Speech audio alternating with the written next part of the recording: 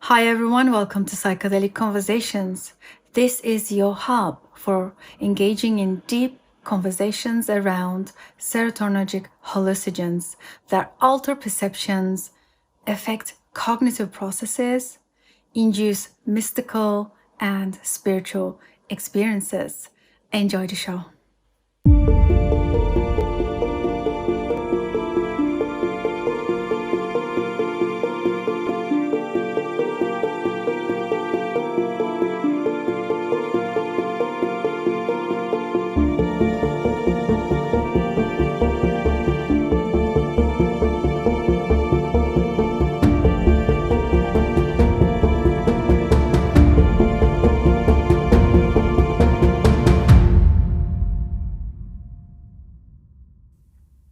Hi everyone, welcome to another episode of the Psychedelic Conversations. Today I have with me Darren Le Baron, and he's from London. He's a mycologist and he's a psychedelic researcher.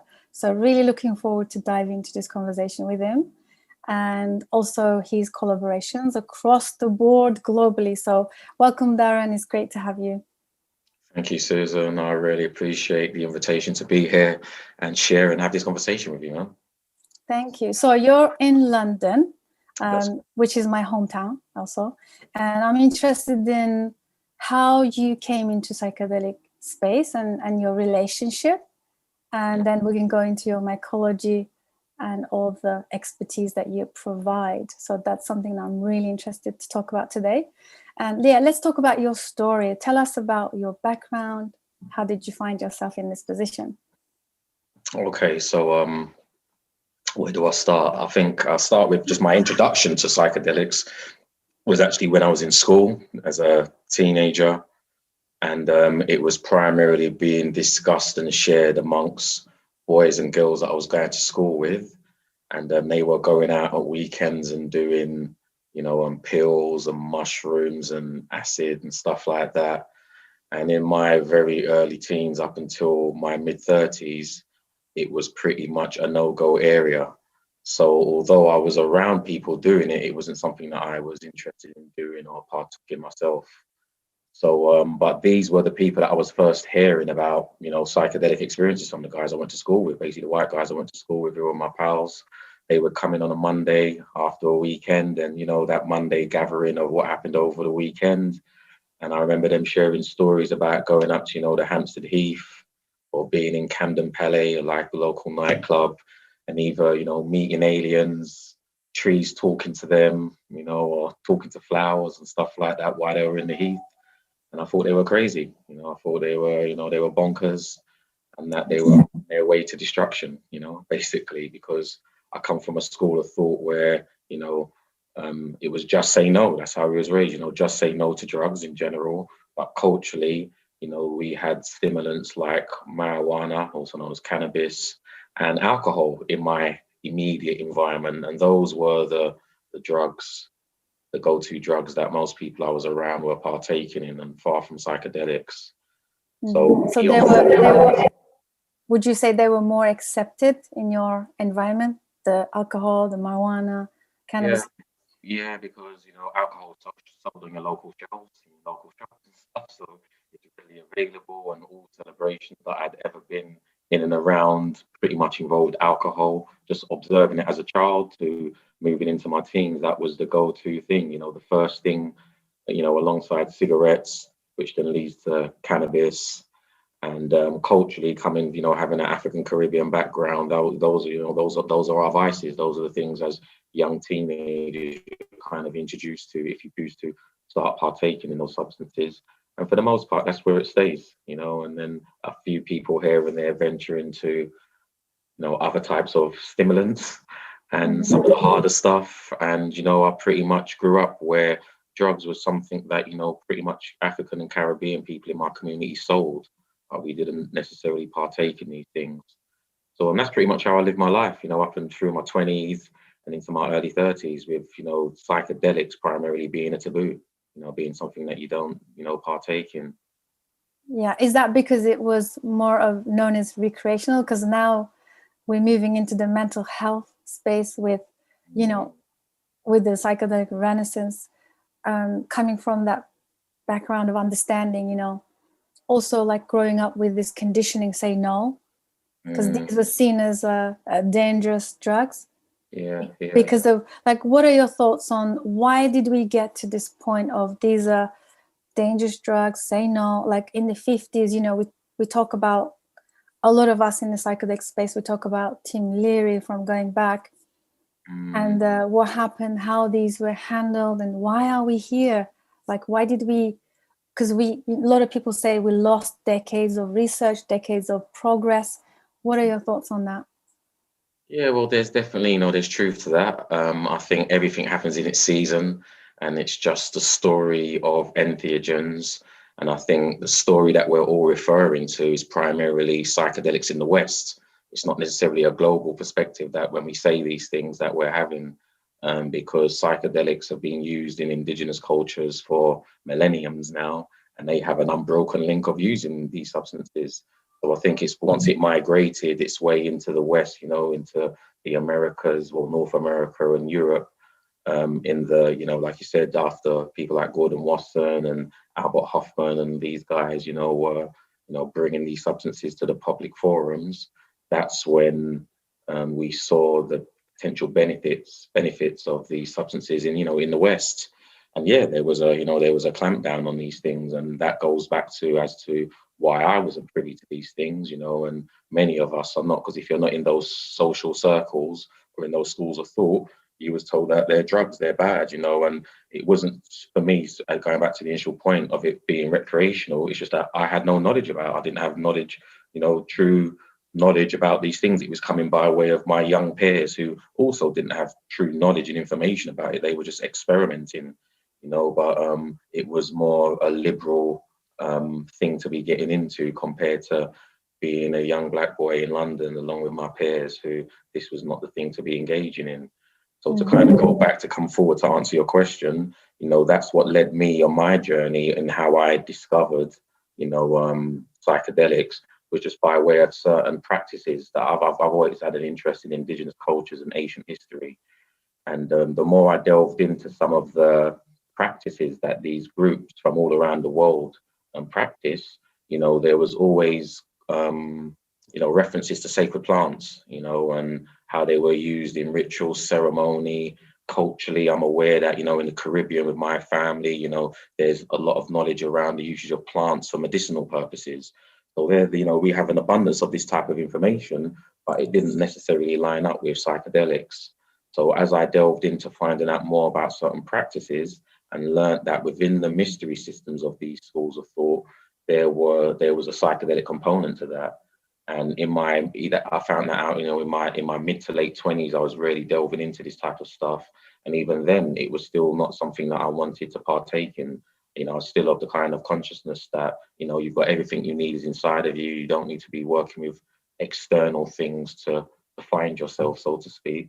It took me many years of kind of coming back to that same place and coming back around to, well, look, if these cultures are using them and they're using in this kind of, in this setting, as we would say now, I need to, before I keep dismissing it as something that you shouldn't be delving into and just say, no, maybe I should give it a serious evaluation. And the only way to give psychedelics a serious evaluation is to partake, partake in them. So it took me until me being in my early 30s to have my first experiences.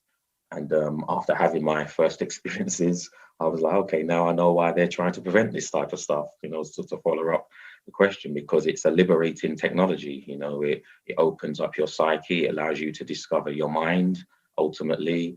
It's a tool, a technology for you to enable to communicate with ancestors, the unseen world, and all these kind of things. And these are things that we're not taught about. These are taboo subjects and are pretty much, removed from the spiritual / religious systems that a lot of us are, introduced to from childhood.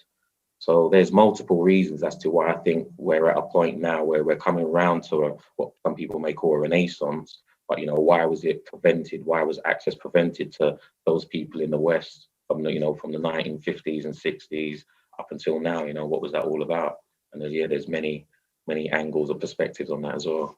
Yeah, thank you so much. Yeah, this is great. What you shared is so amazing, because I I think these are the conversations needs to happen more often. People like you. When I watched you were a guest on the webinar. That's how I found out about you. And what really stood out for me that you said, I think there was a question on the webinar, which was held by the Psychedelic Society, which I highly regard them as they're doing a great job also in this renaissance that we are always talking about now. And there was a question that really stood out. Somebody said in the chat, they said, what about all these corporate companies trying to, jump in and patent some of these things, the processes, and in the mental health space? And I think you replied saying why do we always relate to psychedelics through this type of concept? Not everybody in the indigenous cultures, they use them to heal mental health. They use them culturally as a connection to the spirit, as a connection to their mind, to learn about themselves. Like one of my favorite lecturer, and also psychedelic frontier is Stan Grove. And he always talks about indigenous cultures only use them for divination, asking questions, and meeting the spirit, like those kind of things. And then of course I understand why in the West the mental health ridiculously is skyrocketed, especially in this post-pandemic world. It just goes to show how disconnected we are, that we need to, it's a great way to kind of come into the psychedelic space with mental health. Because, living in the West and understanding the structure and the life in the West, I think it's not a bad thing to come in from the mental health space, because we need to kind of bring them back in somehow, right? Yeah, no, I'm with you. There's a saying that I always say, it's pretty much get in where you fit in, so everybody's got their own path, their own journey. And those that are out there that are challenged by mental health, issues, and are privy to this knowledge and information should explore psychedelics from that perspective and do their utmost to understand it and apply it in their way of life. But at the same time, we cannot disregard that there's some people who don't have mental health challenges, so to speak, or they're not dealing with, psychedelics from that mental health perspective, and their approach is as valid as the person who's approaching it from studying it from a mental health perspective. As we mentioned, before we started recording, just even from a recreational perspective, we call it, cognitive liberty. People who are in their own minds, in the right mindset, should be able to make decisions for themselves. I'm deciding that I want to drink water. If I want to, I could be drinking a pint of lager, or I could drink, petrol if I wanted to. As long as I'm not causing harm to anybody else, it's a decision, the conscious decision that I make. So I feel that people should be able to do what they want to do as long as they're not harming other people. That's kind of like the common school of thought. So yes, mental health plays a big part in this part of the world where we're challenged by these things. But where you go to these cultures where they've been using them for millenniums now, you find that they don't have these mental health challenges. They're not using psychedelics to deal with anxiety, depression, or PTSD, or alcohol, or heroin addiction, and these types of things. These are challenges that we have in this part of the world. And I guess that's why there's quite a bit of focus on dealing with that, because the approach, the systems that they have in place now, their approach isn't working, obviously. So they're looking at alternatives, and that's why they refer to it as an alternative medicine. But in fact, it's the original medicine. And I don't even like to use the term medicine in regards to that, because medicine is referring to you, needing something because you're sick, because you're ill, you have these challenges. But in these cultures, they don't have these challenges because they're used in a preventative measure. I was taught prevention is better than cure. So rather than seeing these as things that cure these illnesses, they actually can support in preventing them. So that's how these cultures have been using them, and why they don't have heroin addicts and have to have alcohol centers, AA centers, and all the things that we're dealing with in this part of the world. So, but yeah, that's a cultural thing as well. Yeah, that's an amazing point to make. I heard that Mazatepec tribes, there are still, up and running even to this day. They give ceremonies for their 5-year-olds, like an initiation ceremony with mushrooms, just to celebrate the survival of the toddler stage. I think that's such a great idea. And And I think I know where you're going with this, that psychedelics are not used as a means to treat mental illnesses, addiction in these cultures because they don't have any. Why? We can always say maybe because they're connected from the beginning to the spirit. They are connected to their own internal navigation system. They rather use these to explore, maybe to use them as ally, even to it's crazy for us in the West that there's ayahuasca tourism. You probably heard that people are going there to heal, to do inner child work. Like inner child work, if you was to talk about this to an indigenous person, he'd be like, inner child work, what is that?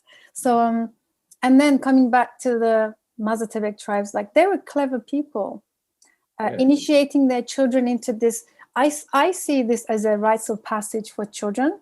But then they become so connected with the spirit, they build that connection. Because then I read another paper where they kind of followed about 5 or 6 of these children, right, to see where they were going with this and how their lives turned out. And guess what? They all ended up in some kind of service to humanity, anthropology, philanthropy. They always picked something that was good for them, good for the planet, good for everyone.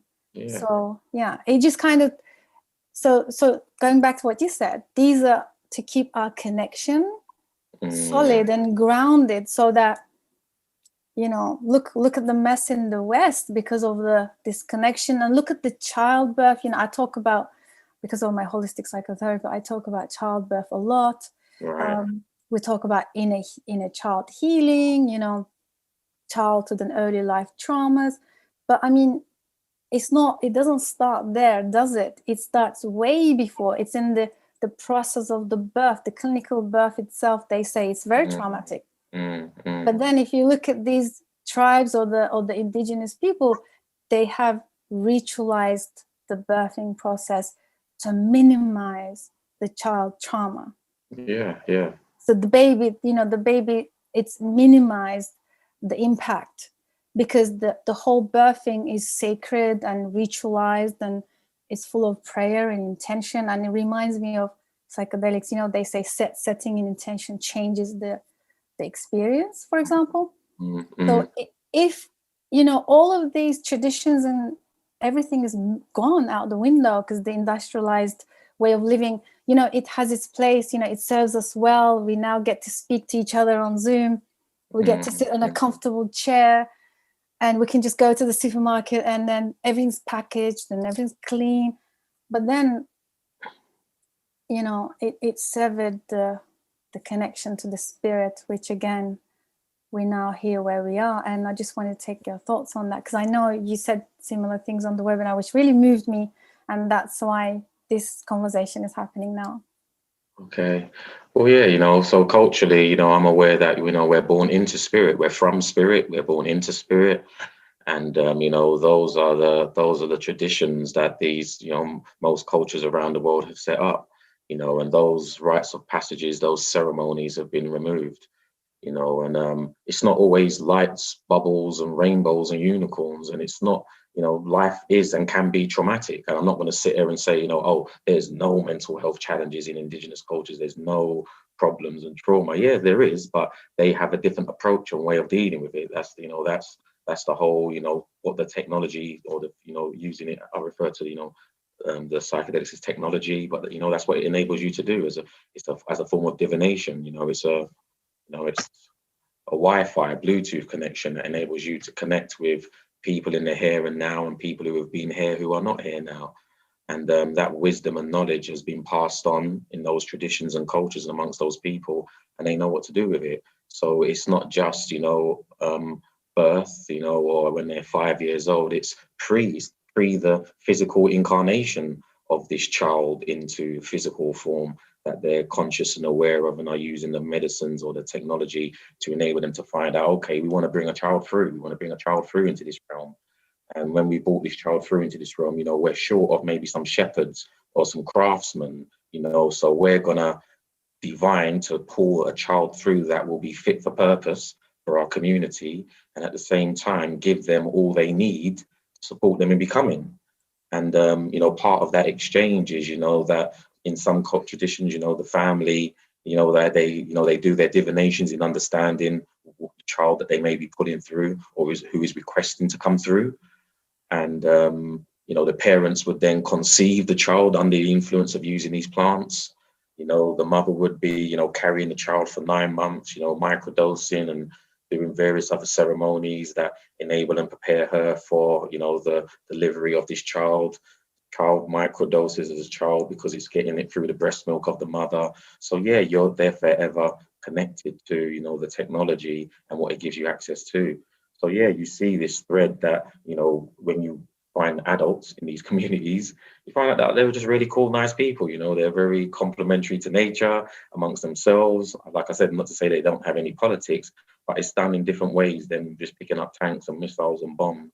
If we disagree with each other and feeling that we need to take each other out like that. Again, not to say that there isn't warfare in these places, but even then there's just a way that, these groups primarily go about dealing with these things that is less destructive than where we're currently at now. Yeah, I love that. I love the analogy. And one of the things that Stan said, which really also helped me understand, he said that when these substances landed in the 50s, we didn't have the container. We didn't have the culture around it. We didn't have the understanding. So they became a threat because we just don't know what to do with these powerful substances. Yeah, I feel, if I'll be honest, I just think in the West, we didn't, well, I say we, the people who were in power at that time and governing these things, didn't respect the people where these plants were coming from, because we did have the information, because I'm uncovering it now for myself, that there's unbroken links amongst these groups have been using these plants, but there was a lack of respect for these groups and honoring the efforts that they've been putting in understanding these technologies. So if you've got groups that have been using these for hundreds of years and you've just come across this, why wouldn't you then go and, have some form of exchange with these groups if you're sincere and genuine about understanding what it is, rather than dismissing them, maybe because they look and appear primitive to the world that we're currently engaging in, and not respecting their understanding of it. Because for the most part, coming from an African perspective, all these practices were called voodoo, juju, they were labeled bad and dark and black magic and all of these kind of things. But when you really unpack it all, it's what we're talking about in the West understanding now. That's what we were doing, and that's not been, respected over hundreds of years now. And to this day, I still say the same. If you've got groups who've got an unbroken link in working with these plants, it's only kind of like at the last straw that we feel the need to find out, what they've learned and what they bring to the table. Acknowledging people like Gordon Wasson, who, basically supported the knowledge and wisdom of the psilocybin mushrooms into the West, done an amazing job, because that's why we're privy to this stuff now. But in essence, there was a disrespect to Maria Sabina, who he learned the knowledge and wisdom from, or had his first experiences with, that impacted on the cultures there. And I think this is kind of like a common theme when we'll deal with the West and its relationship with indigenous cultures around the world to this day. There's a lack of respect. So no, there's always been vessels and ways of holding this. We've just not respected the people who are the gatekeepers of this information. That's what I feel. I love the gatekeepers, the concept of gatekeepers. And is that, before we dive into the gatekeepers concept, can we say it's because the evolutionary process in the West was, it gained momentum, and, technology was really fast, and then suddenly, the language evolved, all these sophisticated way of dressing and speaking, and, education, the academia, because another one that I think Stan says, we started to seeing these processes, like even with the rituals around psychedelics, for example, when it's taken in a ceremonial setting as in a group, some of these indigenous people are they dance around the moon, like natives, and all these different people are kind of creating such a ritual as a tribe, as a community. And then as the Western evolutionary process was gaining momentum, that was, like you said earlier, it was seen as primitive, something in the past. We're not them anymore. We're moving on. We're becoming more, do you think there was like an arrogant sort of approach? Because we moved on. We're now changing. We are evolving. Well, definitely. I think that's one reason why there's a lot of talk of ego death in this part of the world when it comes to psychedelics as well. So, for lack of a better term, ego, there's that and arrogance, that, that approach. Because when you really study these indigenous cultures, they are far from not advanced. They're really advanced, probably more advanced than we are here. We're just catching up with some of the knowledge and wisdom that they were dealing with and have been dealing with for a long time. Maybe just because we think we wear suits and hats and ties and things, that's advanced, but that isn't advanced. I can share, my background in horticulture. I've learned, a design approach called permaculture. And permaculture is like a new trendy thing, for the last 10, 20 years, well, longer than that. But, again, there was a renaissance. But when you get into the essence of what permaculture is all about, it's the practices of what these indigenous cultures were dealing with and practicing, working with the resources that they had around them. So why, cut down a tree or, burn things that destroy the planet to build something new when we can use these plants around us, for example, to build houses from, like they're sufficient enough for us to hold our family units in them. And we don't need to build big concrete buildings, so to speak, and go through all these processes in creating and building that are actually detrimental to the planet. So it's not an advancement, definitely, in the world that we're in now. It may appear to be, like I've said, we've got technology and stuff, but this technology has been used by indigenous cultures here. They just didn't necessarily have to build physical devices all the time to access it and use that type of communication. So I think they're more advanced than we give them credit for. And a lot of these groups talk about how they've been here and done this before. They've become so advanced in the past that they destroyed themselves. They destroyed their cultures and their communities. So a lot of them choose to keep it simple. And I think being in this part of the world, if we're honest, in the West, it's the youngest child, out of all the, the cultures around the world. So they're just going through the same cycles that other groups have already gone through. And that's why they're sitting back and observing, watching their children saying, oh my gosh, can't you see what you're doing? You're going about this all wrong, thinking that you're progressing and moving forward, but you're actually not. And, there's still a lot to learn from these advanced so-called primitive groups that would make us have a reality check and realize that we're not as advanced as we really think we are. Familiar may have heard of, Atlantis and all of these phenomenal, places and spaces where there was high level cultures and communities and technologies. And even if you don't believe in the mythology of Atlantis, we can just look at groups like, the ancient Egyptians, the Dogon tribes in Africa, the Zulu, the San people, the Twa, the so-called pygmies of Central Africa. They have knowledge and wisdom that they were able to observe things in our world now that we're only just discovering, or we had to build, telescopes and microscopes and things like that we would call high in science to discover, but they already were privy to this stuff. So how did they know about this? And what makes us think that they're, backwards or slow or not as advanced as where we are now? They just had a different approach to dealing with it and understanding it. That's how I understand it. Yeah, that's great. And I heard that, I think it was Michael Pollan said once on one of his lectures, he said, Steve Jobs said, the reason Apple is Apple because of my LSD use. Something like that. Yeah, I see where you're going with, like, the technology was there. We think we're progressing in the West, but these are just the manifestation of these kind of experiences, like advanced wisdom, advanced knowledge, because even these concrete buildings and this, it's mind-blowing how we are progressing in the West, but at the same time it comes at a cost. There's a consequence of disconnection from our own, navigation system. People are numbing down. People are alone, lonely. And this pandemic, another friend of mine in psychedelic space, he said this was a global rites of passage. This wasn't some man-made stuff. This has actually happened for a reason. It's a good thing, because it was a global rites of passage for us to come back and realize what we are doing to the planet, to everything. And I think that's there's a, you know, it's a great insight to have that perspective. And also, I just want to come back to what you said earlier about the gatekeepers. So what would you say on that concept of gatekeepers? Like, who are they? So, you know, so I think it's really simple and straightforward. They are the people who the plants were gifted to. You know that you only find certain plants and species in certain parts of the world.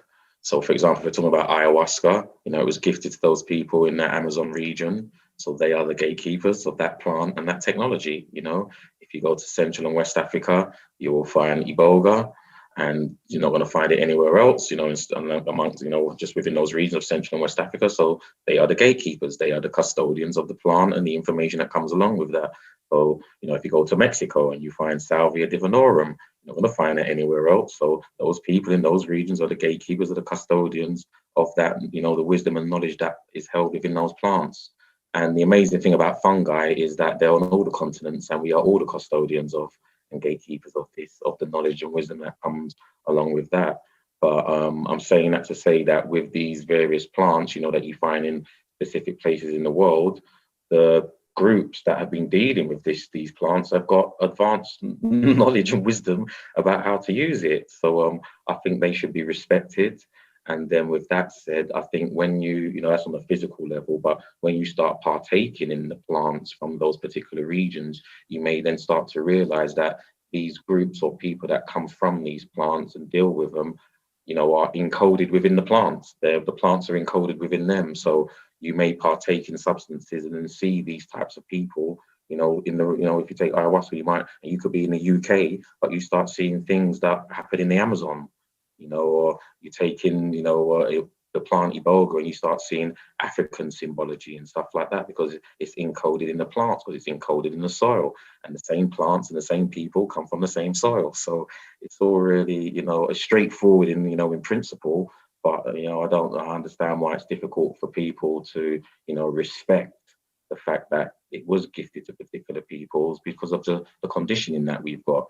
So, you know, in the West, you know, history has shown that, you know, they've, you know, pretty much capitalized by stealing and pillaging and not respecting other cultures, you know, or even, you know, for the last 400 or 500 years of going around colonizing places. So I would like to think that with this global rights, again, it's, you know, I totally agree and I understand, you know, it's impacted the globe.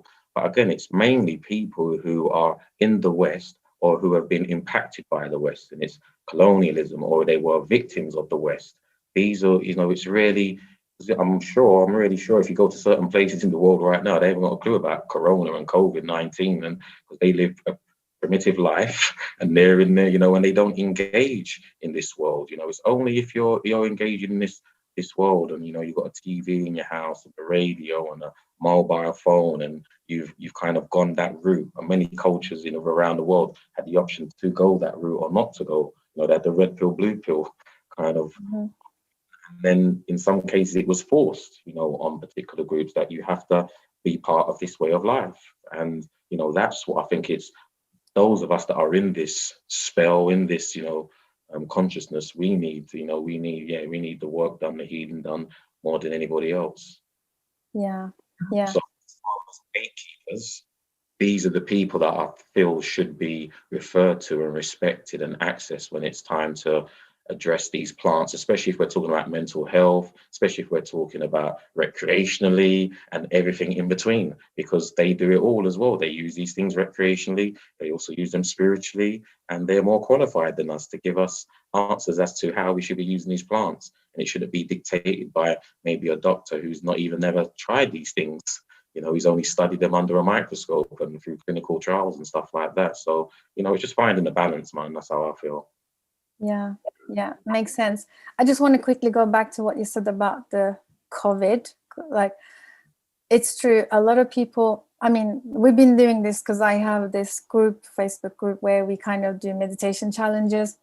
And as soon as the COVID kind of kicked off, the whole thing was about, okay, unplug yourselves from TVs, unplug yourselves from these mainstream news, because otherwise you're going to be sucked into it and you'll be counting this death count, you know. and this fear will control you. And then we all know now that this level of fear can impact the immune system, so you're going to make yourself vulnerable. But it's very difficult for, like you said, for a lot of people who are under spell. We call it, I like that word, under spell, because when you're under spell, it's very difficult to understand this, right? This seems very simple, right? In a situation like this, what is the most healthiest thing to do? Unplug yourself from the mainstream, right? Because otherwise you'll be, from waking hours to sleep, you're going to be watching the death tolls and how much is impacting this and that in other countries and what cities. I know that in London there was this thing started, was it an app or something, where you could actually download, and then it was like a real time. You can see in your area the death rates or something like that. It was crazy scary. Yeah. So imagine, like, you know, sitting in your home. If this is a right for the whole people under the spell, then obviously we don't know how to use this time. Obviously, like, we don't understand the preciousness of, you've given an opportunity here. You are now being, you know, you're made to stay at home. So you're no longer going to work, which means, you know, I remember before, pre-COVID, everybody was saying, I don't have time. I'm working 6 days a week. I've got no time to rest.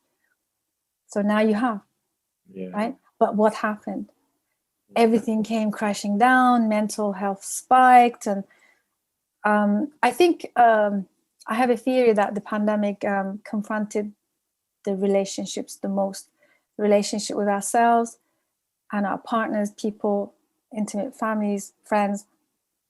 I think everyone I know in my social surrounding are divorcing. It's that big. And I think this comes down to confronting our own self, relationship with ourselves. But when you talk about the indigenous wisdom, my dilemma is, how do we, not that we can help anybody, but how can we relay the message that this is a gift, this is an opportunity, stay at home, turn inward, do your work. This is a gift. This is a, you know, one time in your life, maybe. It's a biblical experience, a biblical event, right? But yet then you are dealing with people who are under spell, which is my new favorite thing. And they're continually waiting at home for the lockdown to be over so that we can go back to normal. No, I'm with you. I can relate to it. I can relate to what you're saying. You know, I have, again, different perspectives. I honestly feel that, you know, if it took the pandemic and Corona, COVID, call it what you want, to wake you up, that's really cool. You know, that's positive. But if you really had to wait for that, it's also a sad thing, because this has been ongoing. This is, you know, these challenges that we're facing have been taking place regardless. And you know, whether it's, whether it was just now they've given us the death of COVID, you know, patients and stuff like that. You know, all you had to do before COVID was put on the news, and they're going to give you deaths of, you know, a war somewhere else. You know, that was all they've ever been feeding us, really, primarily, is like fear and death and warmongering and things like that. So I'm saying that to say that if you didn't see it then, to see it now may not be easy, because the people who are delivering it to you are saying that they're doing it in your, you know, in your best interest. So it's really conflicting. It's going to be hard to, you know, go against the people who are saying that they're doing this for your, you know, to help and serve you. So it's confusing people, and people are, you know, are kind of stuck with it. So for me, this isn't for, like you said, we can't save everyone. It's not about saving anybody ultimately, but yourself. And I think the way you go about doing it is just being an example.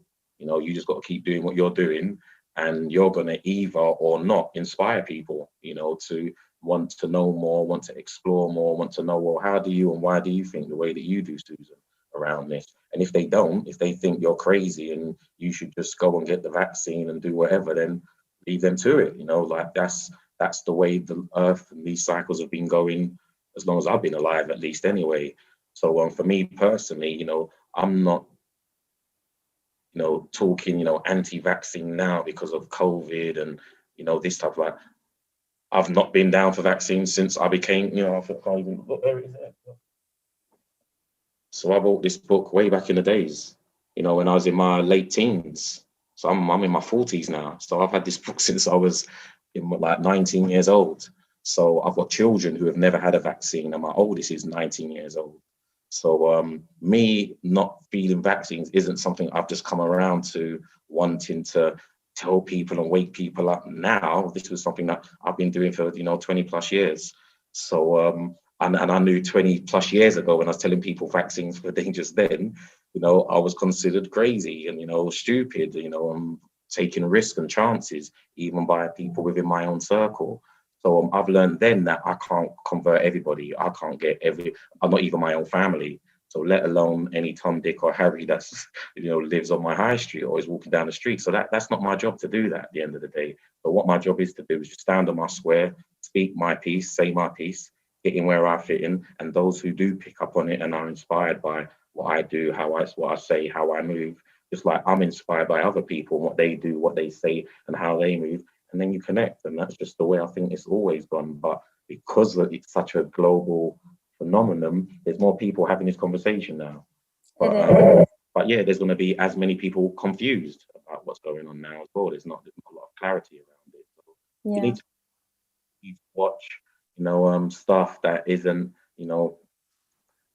contributing to the spell. You got to break down those barriers, break down or remove those layers as well. And that's work that not many people are ready and prepared to do. Like you said, they've been gifted the freedom and time to discover themselves, and they're frustrated because they're not at work. It's like, man, I've not got work and I need to be in my job, because their job has become them. And it takes away from that. You're not your job. You was here before your job. You're going to be here after your job. And if you passed away, made the transition tomorrow, your job would replace you by Monday, and it's not, it's not the be all and end all. But that's how we've been groomed, since childhood. Go to school and get a job. That's kind of what we're told. So when you've been given that freedom, it's like, well, what am I meant to be doing? I feel like I'm being lazy. I'm being idle. We've not been given skills that enable us to go within ourselves. And even just, the fact that you could just go to your park, go to your forest, go out and spend time with nature, with your family, just having these kinds of quality experiences and time with your loved ones. We find that difficult. Like you said, people are actually splitting up and getting divorced and stuff because they're spending so much time together, and in the same space and place, and not knowing how to really communicate and stuff. So yeah, it's really interesting, the space we're in now. But again, you're not here, to save everybody or anybody but yourself. That's how I understand it. Yeah, exactly. And just going back to what you said about people who's given the opportunity to do the work, they won't do it. Because you and I, we both know that exploring the self is one of the most painful things to do, to confront yourself, to go inside and really undo all of these things, the conditionings, the layerings, and in the therapy space we call that capacity. I think what people really lack is the capacity to do the work, because imagine if a child has been given from the very young age, if the child learns to always look outside, imagine, and then you're dealing with grown-ups in their 30s, 40s, 50s sometimes. They never had to trust themselves, or even the concept of like trusting myself, making a decision, taking responsibility.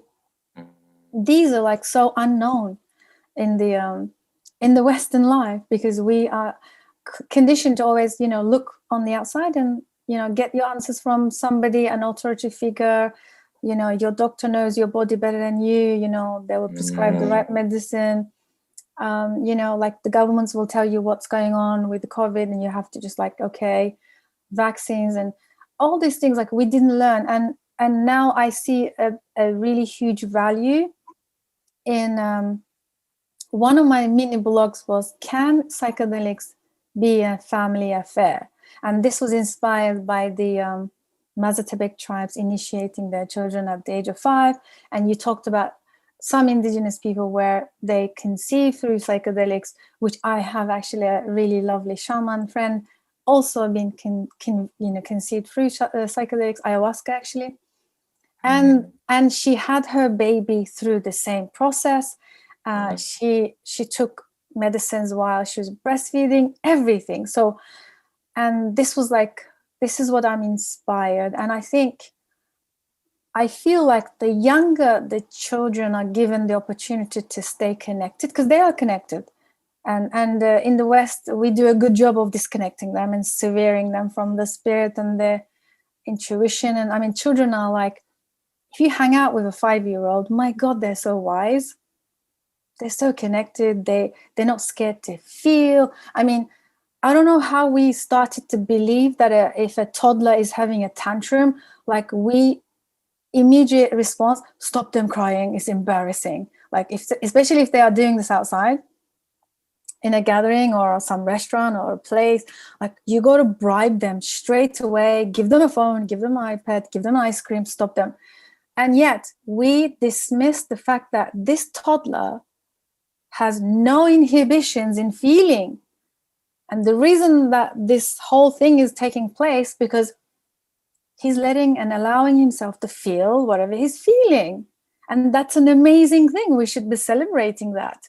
Instead, we kind of like, stop, get up, quick, quiet. We give you a little sweetie and I give them a bribe. And then the kids, learn to suppress. And that's how we, contribute to severing them from the spirit. But, and they demonstrate, like you hang out with a toddler, honestly, you hang out with them.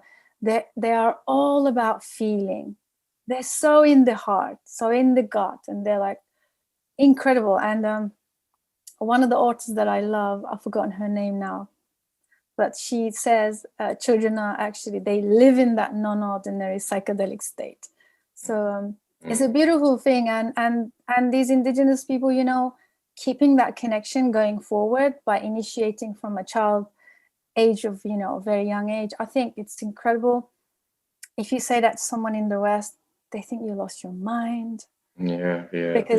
Because people have this incredible stigmatization around psychedelics. Because you said earlier, it took you so long to really dive into it. It was late 20s, because like, just say no. That was engineered in the way, in the West, that it was, I think they did a really great job. That I speak to so many grown-ups and they carry heavy stigmatization around psychedelics. And sometimes I say to myself, thank God I'm not coming from a recreational place where I don't know that space. Like, I don't know what it is to feel that stigma, because I don't know. I never used it recreationally. Again, you said earlier, it's okay to use it recreationally, but I don't come from that space where I never heard these were like bad, and there's a connotation like negativity around these substances growing up in London.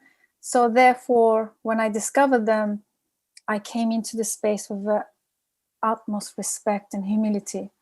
And that was a game changer. And so when I meet somebody who carries a stigma, I have to remind myself, they don't know or they don't have the experience that you had. It's very difficult. Like, you can't even say, why do you think like that?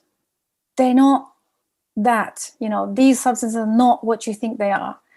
Obviously, you can't tell people because they need to go through the experience. And sometimes because of that, they stop exploring because of this stigma. And what are your thoughts on that? Can we have psychedelics as a family affair sometime in the future, maybe, hopefully? Okay, so bear with me because that alarm went off, so I'm going to go and turn off, and then I'll come back and answer the question. Go for it. Just taking a 30-second break.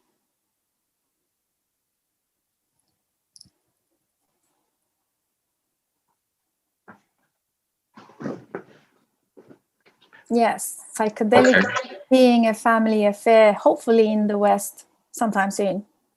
So there's a few things that come out of what you were sharing. So just to go back when you mentioned about tantrums, because I think that's interesting. In one of the presentations that I deliver, I can't remember the author's name now, but there's a book out and papers and articles that have been written about why African toddlers do not have tantrums. And they go into great detail as to why is it in the West that children, toddlers have tantrums, and although it is a form of expression which we're not trying to suppress, what is the root cause of that? So they really went into exploring, and some of the research that came out of that work was that it was a connection of the child to the mother, being breastfed and not just quickly being whipped off the breast, after a few months and being given powdered milk. And there were so many things, the way that the mothers carry the children after they're born, that they've always got this heart-to-heart connection where the child is placed on the mother. So there's various rituals and practices and customs that keep the child connected to the mother and the family unit in a way that we don't practice in this day. Just, even when a child is born in the hospital, it's immediately removed from the mother, separated, and then, all these things, the umbilical cord is cut, pretty much immediately. And these are all things that just don't happen with these cultures, where they say that the child is more connected to the family, to the mother in particular. And this is then what reduces the trauma, as we refer to it, that a child would experience. So with that said, like, how can we see psychedelics being part of the family setup? Well, I'm here to share with you, if you don't know, and around the world, it's happening. It's already happening. It has been happening. That's why we've got to this day and time where we're speaking about these things. It's just that it had to be suppressed and it went underground because in this part of the world, it was illegal. So we do have cultures and traditions where they have it in the family, like you said, the Mazatec amongst, like, let's not discredit them that they've been doing it and still have been doing it. So it's not a thing like, will we get there? We are there, and I don't see myself separate from these groups and traditions that have been doing it. It's just that I was, part of a story where my people were disconnected from their original lands, brought to other lands, and this is what's going on now. But there's no reason as to why outside of the law. So make sure you do it in places where you can legally do it without, any trouble coming to you, and you can be part of cultures and traditions and the ways of life where this is part of the family setup. So like I said, whether it's that you was born into this, that you was conceived under the influence, you've been microdosing since you was a newborn because your mother was using it and it's coming through the breast milk, or you was 5, 6, 7, 9, 12, whatever age, where you're given your first dosages, part of your initiation into womanhood or manhood. These are things and customs that exist now. They're happening now. We should be shouting and speaking about it because we could learn from them. So yes, in England, maybe in the United States, throughout Europe, these things are taboo. These things are not being discussed, but there are families, there were hippies back in the days that didn't stop taking psychedelics, although they were made legal. And their children, some of them were the children that I went to school with, who were taking psychedelics. And I thought that it was bad and wrong, but they were, it was something that was culturally accepted within their household because their parents had been doing it in the 50s and the 60s. So them in the 80s, when they were first experiencing it, their parents encouraged them to do it. So it's not that it's been a total disconnection. It's there, but yeah, it's not out in the mainstream. And everything doesn't have to be out in the mainstream. That's just the reality. I come from a background where I listened to music, and a lot of the music I listened to was underground. It wasn't the popular music, but it was still relevant. I still, got what I needed to get from it. And, you've got cult followings and groups that just keep those things alive. So there's some people who have kept those traditions alive, and it's part of the family structure. I've been traveling the world now and got to speak with people who work with their family from very young, because they know as well that in Mexico, in Africa and South America, that they give these things to their children. They've now got children, they've taken it, had the experiences, so they give it to their children. But they can't publicly come out and say that because they would be considered a bad parent and irresponsible because it's against the law. So we just need to know that just because it's not being advertised and put out there, that it's not happening. That's what I've discovered. Yeah. Due to illegalities and due to the nature of the substances, how it's controlled now. So are you telling me that these are already happening underground, and there's only a very small group of small mainstream group of people that still carry a lot of stigma. But I read somewhere Probably the majority. It's probably the majority of people carry the stigma because of the mind control and how it, how it's looked on. But if we're talking about the people that are within the communities, that are within the psychedelic community, these things are not a taboo. It's discussed about giving your children psychedelics. I'm not saying it's right or wrong. I'm just saying that these are conversations that take place in these communities because these are the people who are taking these substances. So they have those discussions. Yeah. And that's what I like when the shaman that I worked with from the Peruvian indigenous culture, she said the reason she chose to do this with the baby is because she doesn't want her to grow up and sit in ceremonies for healing, but rather sit in ceremony for exploration. Yeah. For another intention, not to come there to heal the traumas like the mainstream, Western people are trying to do. Yeah, because it's just a shame that this is the story that's been created in this part of the world, and that's how we need to approach not just psychedelics, but most of the healing technologies out there are to deal with all the messing around that they've done over the years. Whether it's insecurities about how you look, how you feel about yourself because of programming by way of the TV. You got to look a certain way, you got to be a certain way, you got to look cool, you got to be cool. All these things have created the mental health challenges. Why suicide was high before COVID. It's not because of COVID. That we've had these challenges, and now this is just kind of like a reality check as to some of the mishaps that we've been living in the West, and it's normal. Like we consider it normal, and like that's not cool, but it's normal. It was the norm. It's normal to have, to feel down about yourself, to feel depressed, to feel anxious, and then we just live with it, and then we pass it on to the next generation. So somewhere down the line, people need to take responsibility, I guess, and say, well, where do we nip this in the bud? Where do we, make a change? And it comes with, like what you said, the woman who you're working with or familiar with in Peru, who will say, with my next generation, I'm going to give them this technology so they don't have to pick up the luggage. They don't have to pick up the baggage. They don't need to pick up the trauma that they didn't have to lay down when they're in their mid-20s or 30s, having a midlife crisis, in their 40s and deciding, what am I here for on earth? And, I'm not just a mother, or I'm not just a father, I'm not just a bus driver, or, whatever job or title that they've given you. These were things that you would have discovered when you was 6, 7, 8, 9 years old, when you would have partaken in these plants as a child in your rites of passage to know what you've come to earth for. So this is, where we're coming back around to what and how advanced these groups are and what they were dealing with, as far as why they don't have the challenges that we have now. That's such a big thing in the West. Yeah, I really like your insights. And I think coming back to the tantrum thing, I think the doctor you're talking about is Dr. Mate. He talks, Dr. Mate, he wrote a book about attachment, where I think I heard him talk about on one of his lectures. He said in Africa, when a child is born, the child is passed around the tribe women, like they never leave him down until the age of 7. They are carried on their back and on their chest, and they looked after by many different women, and they just so connected. So I highly regard that. I think there's huge lessons to learn here. And in the West, I also have a very close friend, a midwife with NHS in London, especially. And she helps people deliver, she's present in these delivery rooms for the clinical birthing. And again and again, she sees women, helping women, obviously, with their process, and even after. And again, she sees women literally just wanting to have a child really quickly so that they can go back to their size 8 jeans.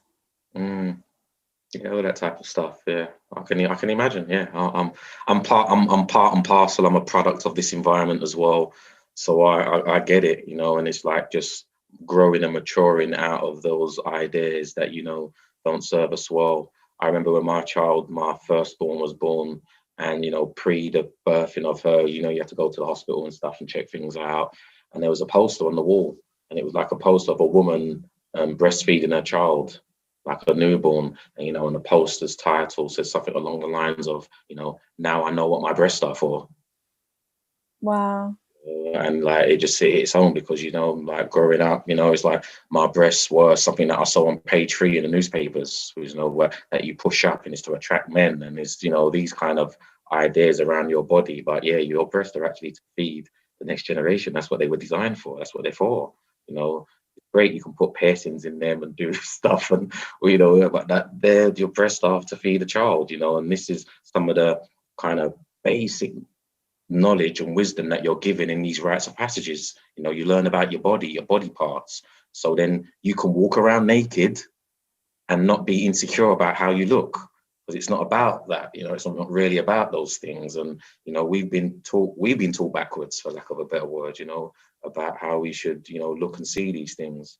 So that's why then we want to be a size 8, or as a man, I want to make sure my pecs look a certain way, or my penis is a certain size, or it's not going to be of satisfaction. Where it's like, what is this really about? What is the technology there for? And does it serve its purpose? And if it does, then that's what it's there for. And we get caught up in a lot of, you know, physical, material ideas that don't serve us for, and actually are really bad for us, you know, but for our mental health.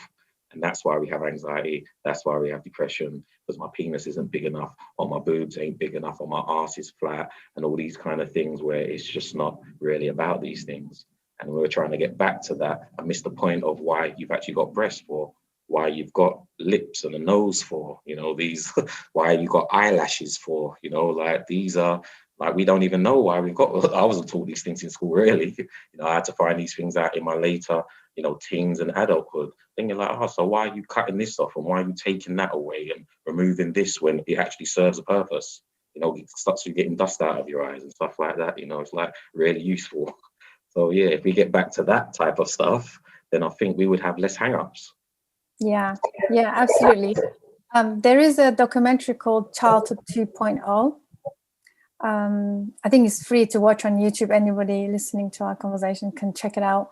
And I was shocked to find out that there are child suicides around age of 5, 6, even as young as that, in teens, just because they didn't get enough likes on their Instagram post.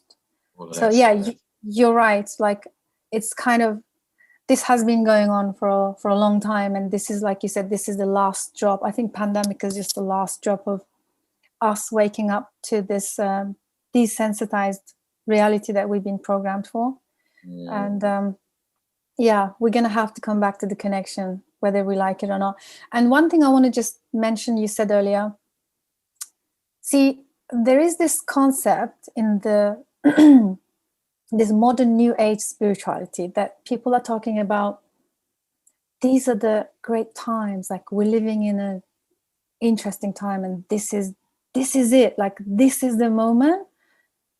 This is the great awakening. I find that really funny, because people have gone through these understandings over and over again for millennia, right?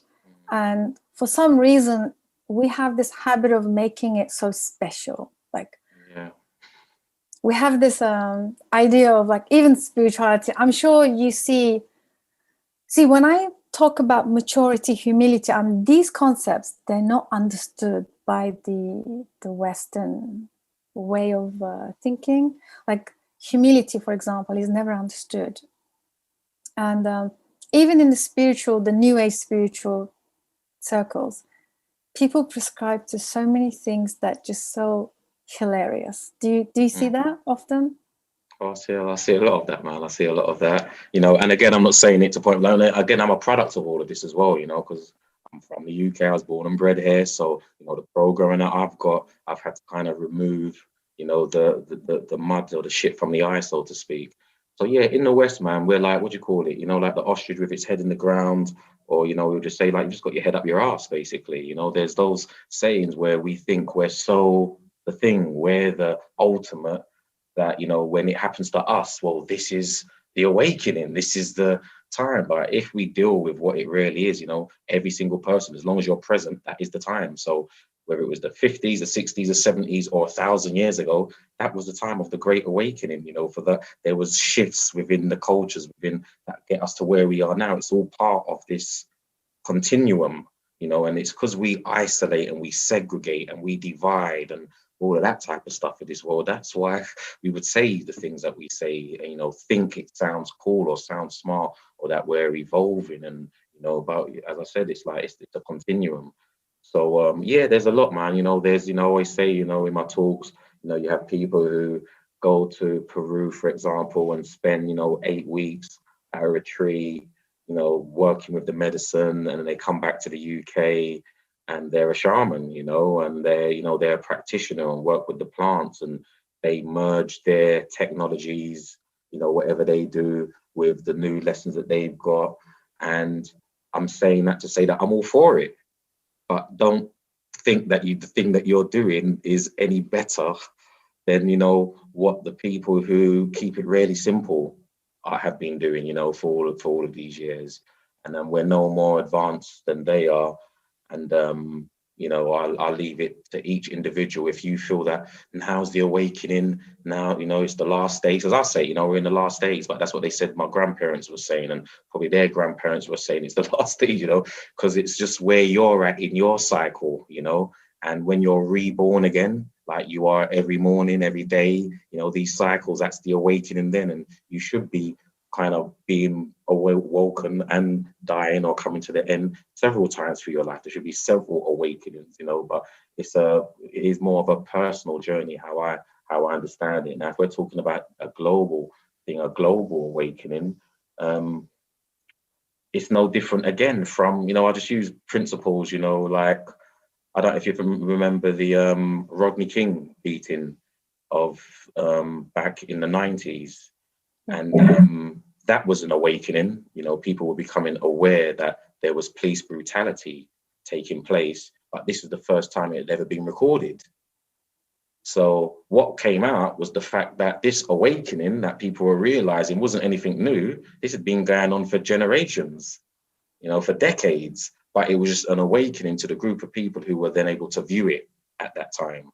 And then if we fast forward to the last couple of years and the police brutality that's taken place, and people are like, we can't believe this is going on. This is like they've awoken, they've, you know, aware of this. But again, this is something that's been going on. So I use it in the same way, whether it's the good, the bad, or the ugly. It just happens when you perceive it, when it's in your focus and in your reference point, it's an awakening for you. And like I said, because this part of the world that we're in is the child of planet Earth who've inherited, because this story is basically the you know, the custodianship of this planet has been handed over to several groups and communities over millenniums now. And it's just in a part of the world now where they're going through that cycle, we're going through a cycle, and we're realizing it for the first time. But I'm pretty sure there's elders and people from other places, but we know exactly what's going down. We've seen this happen before. So, you know, enjoy it, enjoy the experience, you know, whether you're new to this or it's an old concept that you're dealing with. And just, as I tell people, like, just know where you fit within the story, where you fit within the script. That's really what's important. And, you know, so for me, there's been an awakening when I first started buying these books and getting that was my awakening. You know, that's when I became awake, and I got people around me that, you know, was becoming awake at the same time, you know, time period that I could engage with and talk with. And then we were trying to convince people, and they weren't ready at that time. It wasn't their season. And then in some cases, it was months, weeks, years later that they came into their enlightenment. And that's just how it is. So it is kind of arrogant when we just think the world's waking up. And no, it's just in this part of the world where we've been put to sleep that we're waking up. But in other parts, they've been wide awake. Yeah. Thank you. That's so beautiful. So I take away this: the great awakening is ever present. It's ever present, and it's available for you the moment you're ready. There you go. When the student is ready, the teacher will appear. You know, there's those kind of things. So yeah, there's more people who are ready. There's more people who are asking questions. Therefore, they're being taught, and it may feel like there's a global shift. There's a global thing happening, and I'm not saying it's not. I'm just saying, you know, that when we think that we're pioneering something new, and, you know, this is biblical, as you said. This has been written, you know, and prophesied by many people, as well as the end of the world has been prophesied and been predicted by many people, and it hasn't happened yet, you know, in the way that we understand that end of the world to be. But maybe it is. It's just our perspective of what the awakening and what the ending actually is. Yeah. end of an era, end of a being, end of a doing things the way we do. There you It go. could be. There you Yeah, go. because end of the world can be just end of something old that doesn't serve anymore. Exactly. So yeah, it all depends on who's telling the story and how they're getting you to interpret the story. Will determine how how you see the outcome. But yeah, we've pretty been limited in our versions of the story. We've got kind of like religious perspectives and political perspectives and the perspectives that we've been given through our education or indoctrination. So that's pretty much our reference points. And our parents, who didn't know either because they were programmed by the same programs. So yeah, it takes a lot to break that and to come out of that, your comfort zone and question yourself, question your religion, question your education. To question these things is not the way it was it was designed to be. You're just meant to serve and continue with what it is. So yeah, there is an awakening, for lack of a better word, as far as that there's more people communicating and having conversations about these things, I think is really cool. Yeah. See where it goes, because actions speak louder than words. True. Totally. So we touched on so many things. Thank you for that. I think we kind of covered the whole, put down on the table about the whole global stuff and awakening in psychedelics. And now, just for the last part of the conversation, I want to come back to you and your journey with becoming a mycologist, becoming a teacher in cultivation, the whole process, and maybe you want to talk to us about that. And also your collaboration with Double Blind.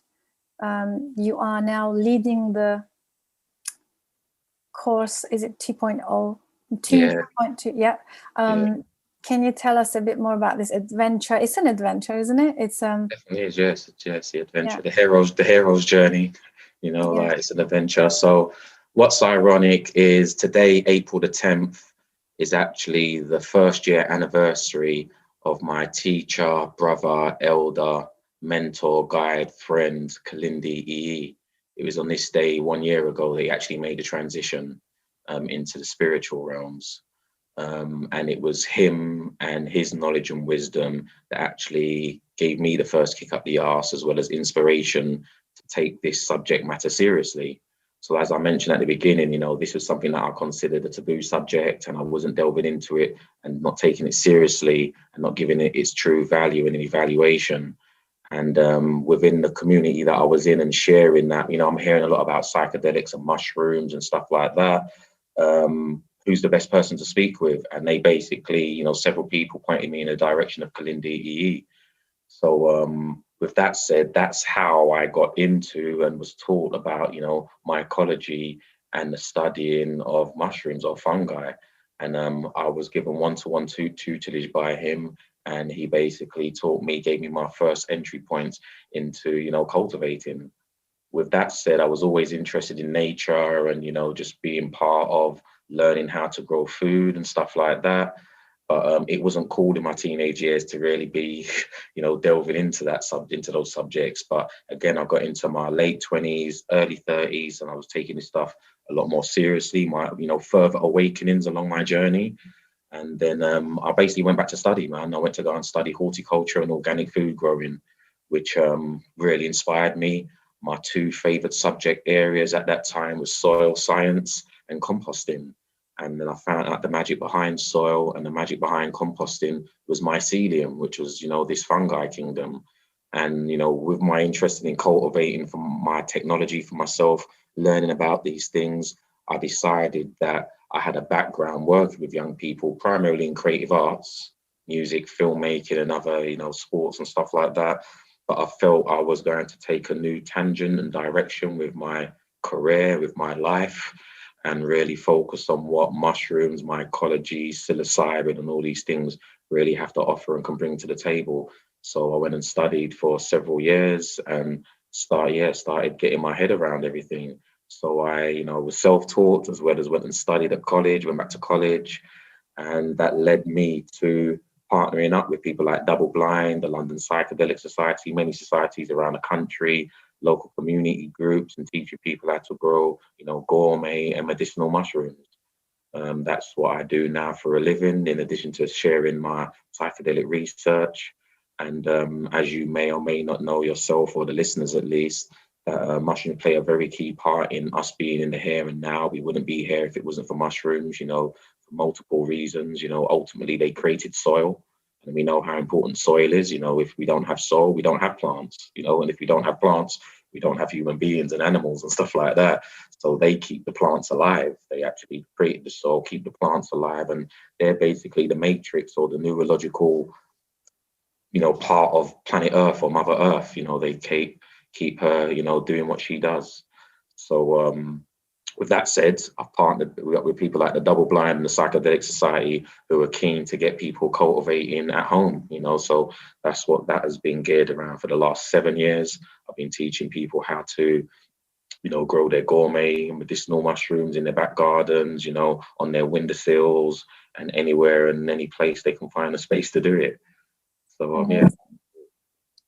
Amazing, beautiful. So how do you see this movement of there is obviously a movement going on right now, and how do you see us in the legal landscape with the mushrooms, especially the psychoactive strains? Well, again, like you said earlier, it's like really tricky, simply because it's illegal. Well, the country I'm in, it's illegal. I know I've got, I'm hooked up with people in the United States where it's being legalized as well as decriminalized in certain places and spaces. So it enables, the transportation, the distribution, and the partaking of these things, and you don't have to worry about it. So that's not the case here. But with that said, I come from the streets, Susan, man, where I grew up, and I've had to make changes and shifts in my life to become a better version of myself, so to speak. I work with young people, like I said, mentioned, who have been kicked out of school, just come out of prison, who have made some real poor decisions in their life, based, ultimately breaking the law to do things just to make money. And so I'm saying all that to say that if you took the responsibility of growing your own medicine or technology to enable you to become a better version of yourself, to deal with your depression, your anxiety, and you're really responsible about it, that I really think that shouldn't be, held against you.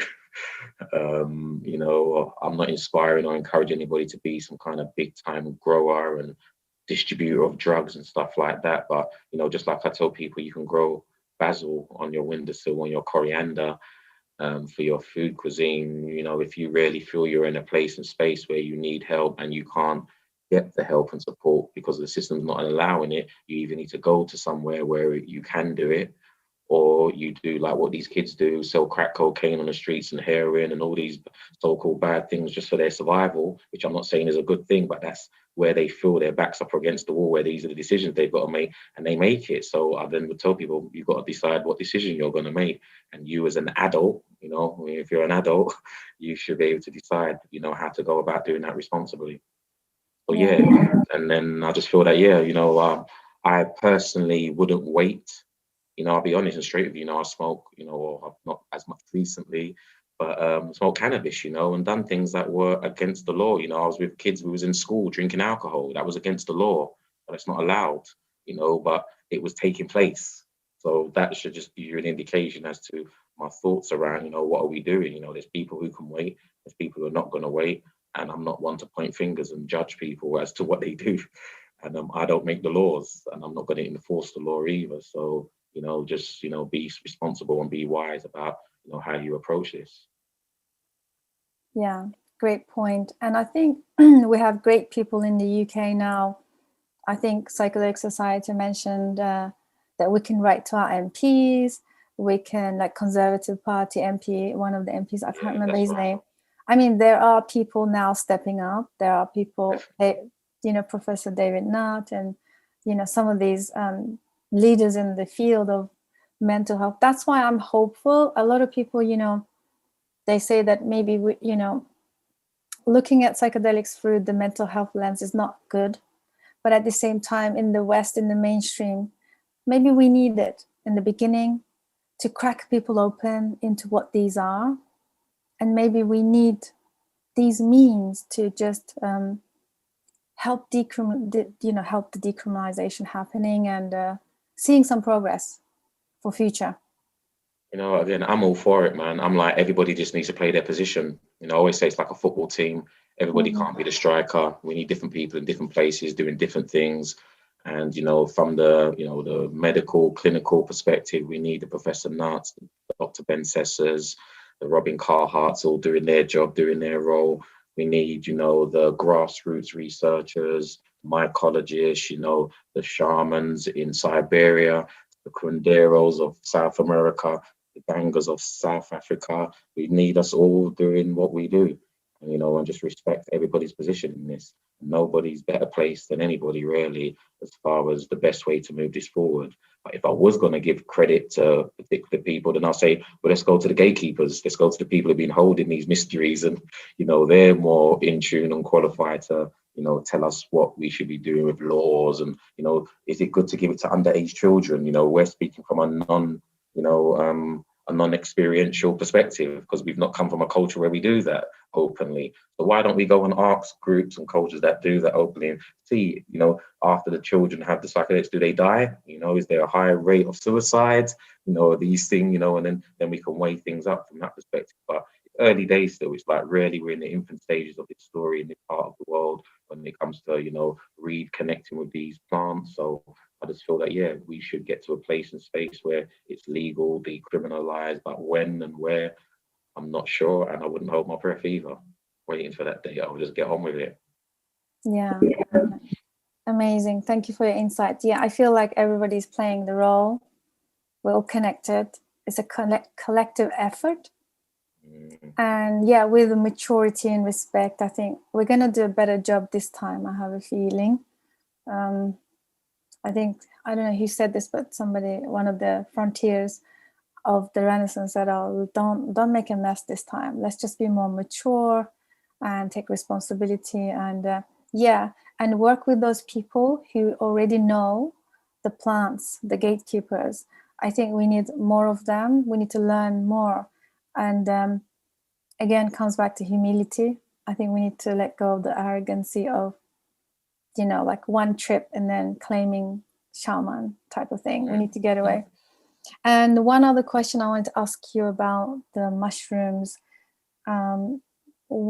like how, if you were to put them in a couple sentences, like what would you say about mushrooms and their impact? I know you said if it wasn't for them, we won't be here, but in terms of maybe like a regular use of whether recreational, you said even recreationally is okay as long as you're responsible.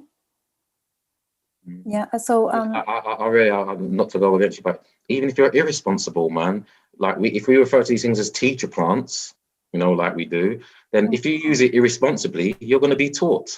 You know, it's just like, this is really like, if we have as much faith as we do in nature, or as I do, I know that not everybody is, you know, going to approach this in the same way. So like, I guess that some of the guys who I went to school with that were doing utilizing these, they weren't doing it responsibly, and, you know, like but I can pretty be assured through what I remember being shared that they still had some very profound life-changing experiences that was useful to them, that's helped them in their adulthood, man. And if we had only waited till it was the right setting the right, you know, and this, that, then they may have missed out on that. So that's why I wouldn't judge, you know, the recreational or the, you know, the relaxed approach to it. I think that after a while, some time of doing that, the plants, the fungi will teach you that, you know, it's not all about this. You know, it's going to pull you into places and spaces where you're like, oh shit, this is what the experience is about. And you start to respect it more. You know, if you did initially step into it from an immature, you know, disrespectful perspective, you're going to get taught, so to speak.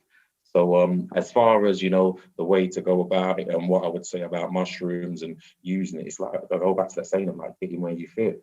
Like, it's just like, for me, like Kalindi would say, it's like, I'd take my hat off to anybody who decides to step up and partake in these things, man. Whether you're doing it, you know, or half a gram, or you're a heroic dose partaker, whether you're doing microdosing, you know, or whether you're just, you know, observing people who are doing it and no longer judging them anymore, you know, because they're doing it. Like, this is just the way I feel that we're going to move this forward, and this organism will get its, you know, be put in its right place. you know, when we talk about mushrooms as a whole, you know, we've got the psychedelic mushrooms, but as you know, we've got medicinal mushrooms, reishi, you know, lion's mane that are coming out now that are helping with anxiety, depression. They help with neurogenesis and stuff like that. So there's ways in with mushrooms in particular that are not breaking the law, and we can talk about freely, and we should raise awareness and consciousness about these technologies and how they're also used, you know, to support humanity in, you know, becoming.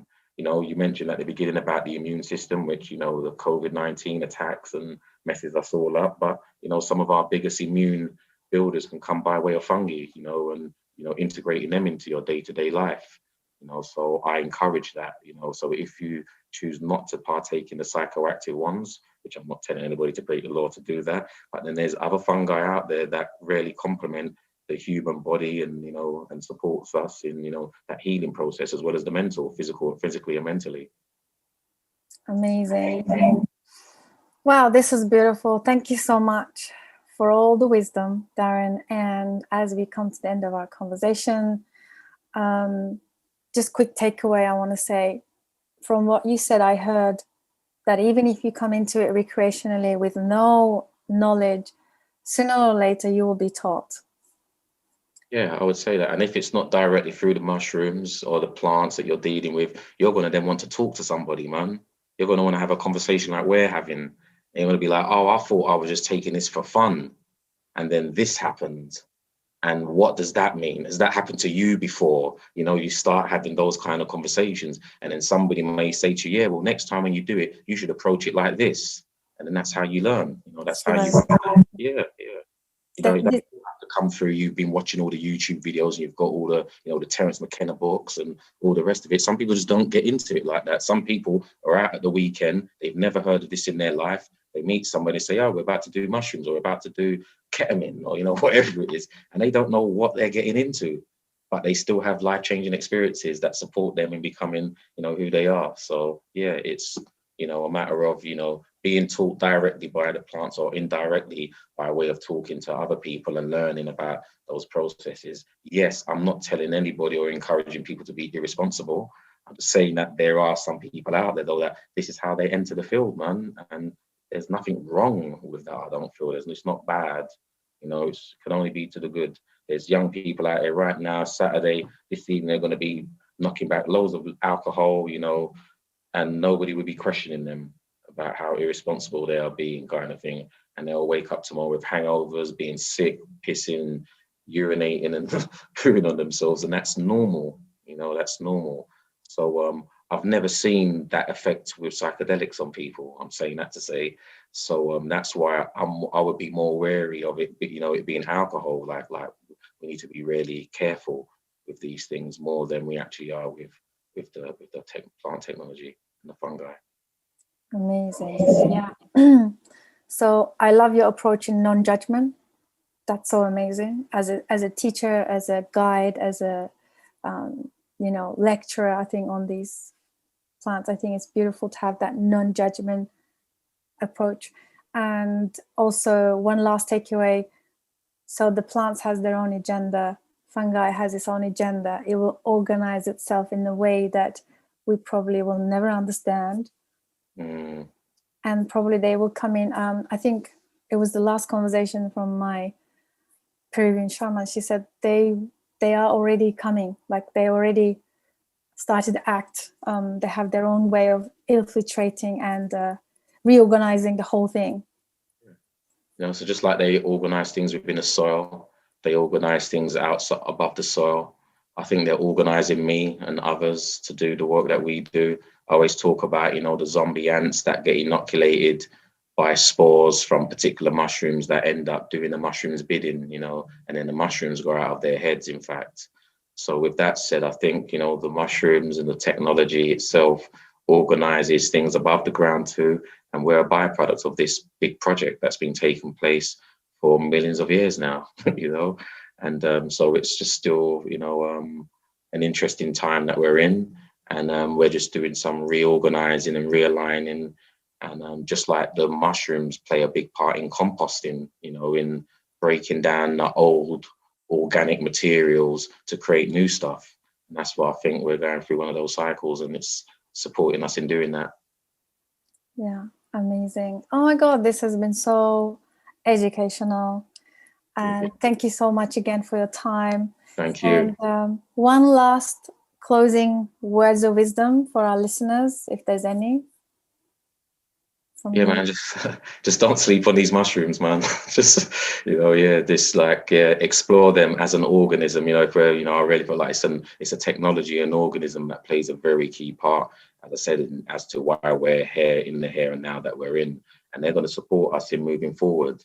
And if the more of us, utilize them as allies, as they are, as partners, we can make the world a better place. I really do feel that. Amazing. Thank you. I love all the books behind you. There's some really cool things behind you there as well. There's a skull there. Yeah. I see a lot of what is the stick with the red?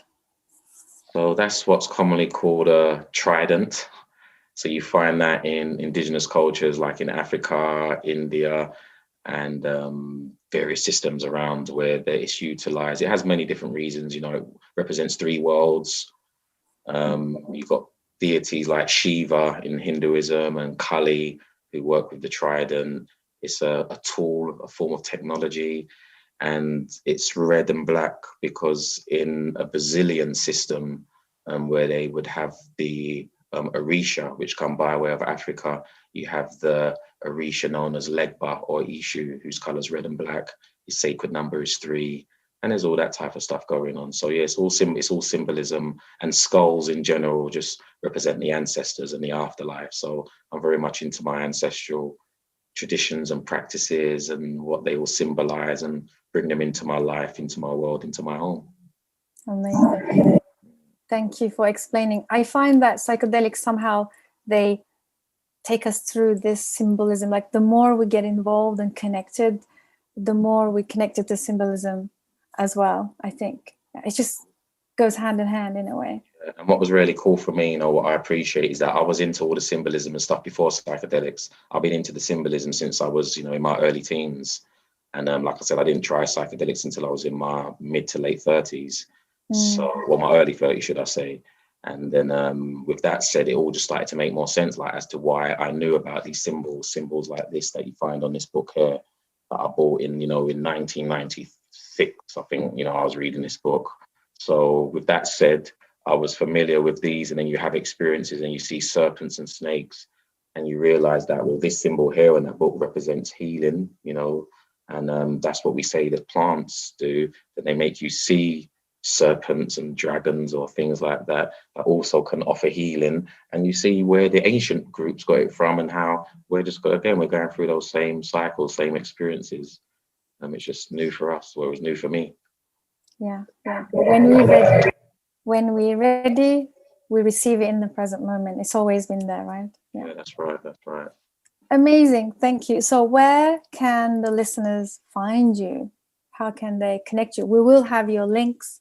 We will have your, all the contacts for you, but just wanted to mention anything that they can find you. Sure. So on social media, I don't know if it stays up on the screen, but I go by Darren Le Baron. So I've got a website, darrenlebaron.com, on social media, which is pretty much YouTube, Instagram, and Facebook. That's how you can find me. And by way of those platforms, you can follow, add, like, or whatever it is that you've got to do on those things to connect. And you can feel free to reach out.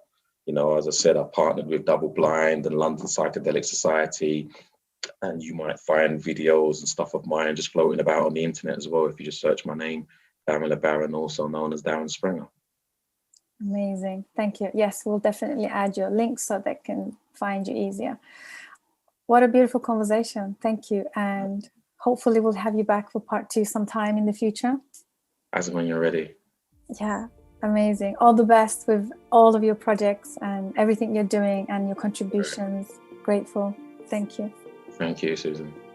Nice. Thanks everybody for tuning in. I hope you enjoyed this episode. Like Darren said, if you want to reach out to him, reach out to me, feel free, and give us a like, talk to us. It is a time for having these conversations now. So hope you enjoyed it. See you guys on the next one. Bye for now.